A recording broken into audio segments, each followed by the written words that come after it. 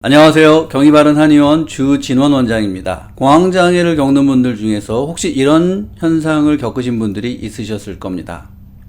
어제 잠을 좀 잘 못 잤는데 오늘따라 유난히 가슴도 뛰고 숨 쉬는 것도 불편합니다. 그리고 최근에 잠을 좀 설쳤는데 유난히 예기불안도 심해지고 건강 염려도 심해지는 겁니다. 뭔가 내 몸에 문제가 있을 것 같고 병원에 꼭 가봐야 될 것 같고 이런 불안이 굉장히 심하게 올라오는 것이죠.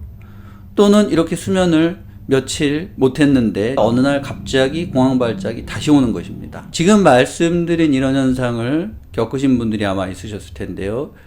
이 현상들이 결코 우연이었을까요? 그렇지 않습니다. 이 수면과 공황은 여러분들이 생각하는 것보다 훨씬 더 깊은 연관성을 가지고 있습니다. 그래서 이 대한민국에 살고 있는 이 공황장애를 겪는 분들은 이 현상이 결코 남의 일이라고 할 수가 없습니다. 왜냐하면 대한민국은 이 수면 시간이 OECD 국가 중에서 가장 적기 때문입니다. 2024년에 대한수면연구학회에서는 한국인의 수면 실태라는 제목의 연구 보고서를 발표했는데요. 자, 이 연구 보고서에 의하면 기본적으로 OECD 국가를 기준으로 할 때 한국인은 수면 시간이 약 1시간 반 정도 적게 자고 있는 것으로 나타났습니다. OECD 국가들 평균 수면 시간이 8시간 반 정도인데 비해서 한국에서는 약 7시간 정도, 정확하게는 6시간 58분이라고 제시를 하고 있습니다. 30분도 아니고 거의 1시간 반이라고 하는 시간을 굉장히 적게 자고 있다는 것이죠. 자, 그런데 이 수면 시간에만 문제가 있는 것이 아니라 수면의 질도 문제가 있습니다.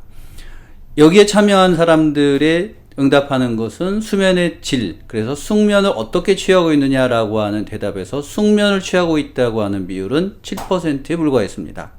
자, 그런데 OECD 평균에서는 이게 13%입니다. 그러니까 절반 정도밖에는 숙면을 취하고 있지 못하다는 것이 되겠습니다. 그리고 또 더 문제는 여기에 참여한 분들의 한 60% 정도는 본인이 수면 불량을 겪고 있다고 대답을 하신 것입니다. 그리고 이 수면 불량의 가장 많은 원인으로서는 스트레스를 제시하고 있습니다. 대한민국이라고 하는 나라에 살고 있는 이 국민들은 OECD 평균에 비해서 만성적인 수면 부족 상태를 구조적으로 겪고 있다, 이런 것이 되겠습니다. 그렇다면 수면이 부족하게 되면 이제 뇌는 어떤 영향을 받을 것이냐에 대해서 2013년에 한 연구팀에서 발표를 한 연구가 있는데요. 이 연구에서는 수면 박탈을 일으키고 이에 따라서 뇌가 다음날 어떻게 활동하는지에 대해서 연구를 한 것인데요. 자, 이 연구에서는 놀랍게도 수면 부족을 겪은 뇌는 불안장애를 겪는 사람들의 비정상적으로 활동하는 뇌와 굉장히 닮아 있다는 것입니다. 이 불안장애에서 특히 나타나는 그 불안 요소 중에 미래에 대해서 과도하게 걱정을 하는 이 불안의 요소들에 대해서 굉장히 불안장애의 형태와 굉장히 닮아 있다라고 하는 것이 수면 부족에서 나타나는 뇌활동이다라는 것이고요.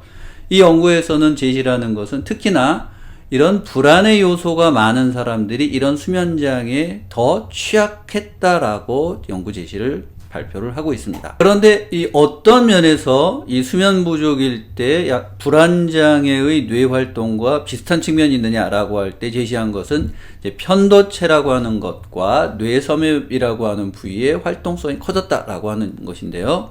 이 편도체라고 하는 것은 외부 위협에 대해서 공포 반응을 일으키는 굉장히 중요한 구조물로 많이 알려져 있습니다. 자, 그렇다면 편도체가 활동한다고 하는 것은 외부 자극에 대해서 내가 과도하게 반응하고 놀랜다라는 것이 되겠습니다. 그리고 뇌섬엽이라고 하는 부위는 우리 몸에 있는 내장의 모든 감각이 모이는 집합소의 역할을 하게 됩니다. 그래서 이 뇌섬엽이 과도하게 활동한다라고 하는 것은 우리 몸에 있는 어떤 내장의 감각이 굉장히 과민해지고 있다라는 것을 의미할 수 있겠습니다. 그래서 이 두 개를 한번 모아서 해석을 하자면 편도체와 뇌섬엽이 과도하게 활동한다라는 것은 외부 위협에 대해서 굉장히 내가 과도하게 반응을 하는 것뿐만 아니라 내 내부의 몸 상태에 대해서도 굉장히 과도하게 반응하고 있다. 이렇게 이제 해석을 해볼 수가 있겠습니다. 그래서 최종적으로는 미래에 대한 어떤 걱정과 불안들이 굉장히 높아진다라는 것이 이 수면 박탈에서 나타나는 뇌의 반응이다라는 것으로 이해를 할 수가 있겠습니다. 수면이 부족해지면 뇌가 예기불안 같은 불안 반응이 커진다라고 하는 것을 말씀드렸는데요. 그런데 정말 중요한 부분은 자, 여기 이 부분이 되겠습니다. 이렇게 몸의 내부의 감각이 예민해지는 그런 현상이 같이 나타난다라고 말씀을 드렸는데요. 특히 이 내부의 몸의 감각이 예민해져 있을 때 어떤 자극이 들어가면 몸이 굉장히 더 폭발적으로 반응할 수 있다라는 것이 되겠습니다. 그래서 특히 공황장애와 같은 경우는 젖산이라든가 이산화탄소 같은 물질에 굉장히 예민한 것으로 이미 많이 알려져 있습니다. 이산화탄소라고 하는 것은 좀 밀집된 공간, 사람이 많아서 이산화탄소 배출이 많은 그런 탁한 공기가 있는 공간이 되겠습니다. 이런 공간에 갔을 때 공황장애가 있는 분들은 그 예민하게 이 이산화탄소의 농도의 아주 작은 미량의 변화에도 내 몸이 반응을 할 수 있다라는 것입니다. 그리고 또 하나 젖산이라고 하는 것은 흔히 피로물질이라고 알려져 있죠. 그래서 운동을 하거나 활동을 많이 하면 젖산이 쌓이게 되는데 이것도 역시 이 공황을 일으킬 수 있는 굉장히 중요한 물질 중에 하나인데 공황장애를 가지고 계시는 분들이라면 이런 수면 부족에서 젖산 축적이 잘 되고 배설이 되지 않는다. 그래서 이것이 몸에 자극을 주고 공황을 일으킬 수 있는 문턱값이 굉장히 낮아지게 할 수 있다라는 것입니다. 그래서 이 수면 부족을 겪은 다음에는 공황이라든가 공황의 잔여 증상들이 잘 나타날 수 있다라고 하는 것이 임상적으로 제시가 되고 있는데요. 왜 그렇다면 이 수면 부족이 이런 현상을 일으킬 수 있는가? 공황장애를 겪는 분들에게 더 취약하게 나타날 수 있는가? 그것은 바로 앞서 말씀드린 대로 공황이 나타날 수 있는, 몸을 자극할 수 있는 이 문턱값을 낮춘다라는 것이 되겠습니다. 수면이라고 하는 것은 우리 몸을 회복시키고 그런 외부 자극에 대해서 불필요하게 반응하지 않도록 이 문턱값을 높여주는 역할을 하는 것입니다. 그런데 수면이 부족해지면 이 문턱값이 높이 올라가지 못하고 낮아지면서 불필요한 외부 또는 내부 자극에 몸과 이 뇌가 같이 반응하는 것이 되겠습니다.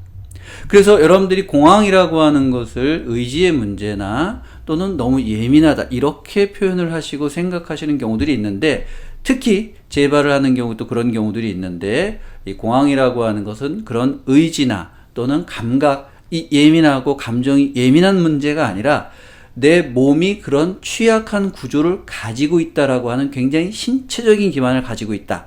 이것이 여러분들이 꼭 이해를 하셔야 되는 부분이 되겠습니다. 이 수면과 공황장애와 좀 다른 주제이긴 하지만 이와 관련돼서 한 가지 꼭 말씀드리고자 하는 것은 이 운동과 관련된 영역이라고 할 수 있겠는데요.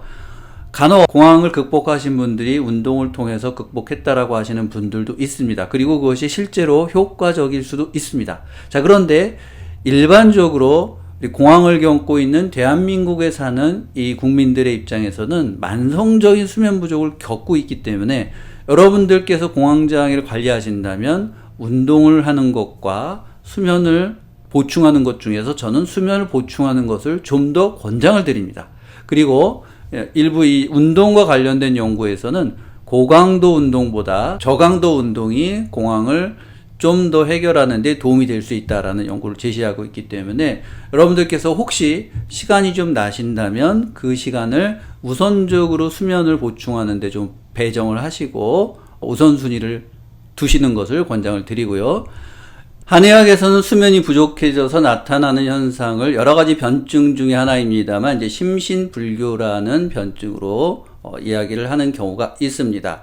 이 경우에는 이제 심장과 신장의 에너지 대사가 교환이 충분히 이루어져야 되는데 이런 것들이 충분히 이루어지지 않아서 에너지가 소모된 상태를 이야기를 합니다. 그래서 여러분들이 혹시 이런 수면 부족과 수면 불량으로 시달리시게 된다면 이 심신불교라는 상태에 있다라는 것을 좀 이해하시고 이것을 해결하시는 그런 방법을 찾으시는 것이 필요할 것이라고 생각을 하고요.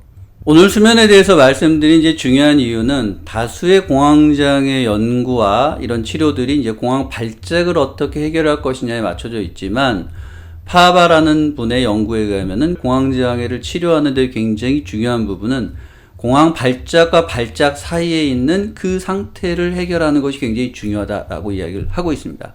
그래서 이 발작과 발작 사이에 이 사이에서 여러분들의 삶에 가장 영향을 미치는 여러 가지 요소 중에 기본적인 요소가 바로 수면 시간이 되겠습니다. 그리고 수면 질도 중요하고요. 그래서 여러분들이 이 수면 시간과 질을 개선시키기 위해서 노력을 하신다면 여러분들이 이 공황을 해결하시고 재발을 막는데 굉장히 크게 도움이 되실 것이라고 생각을 합니다. 영상에서 다 담지 못한 내용을 책 공황은 왜 재발하는가에 담았습니다.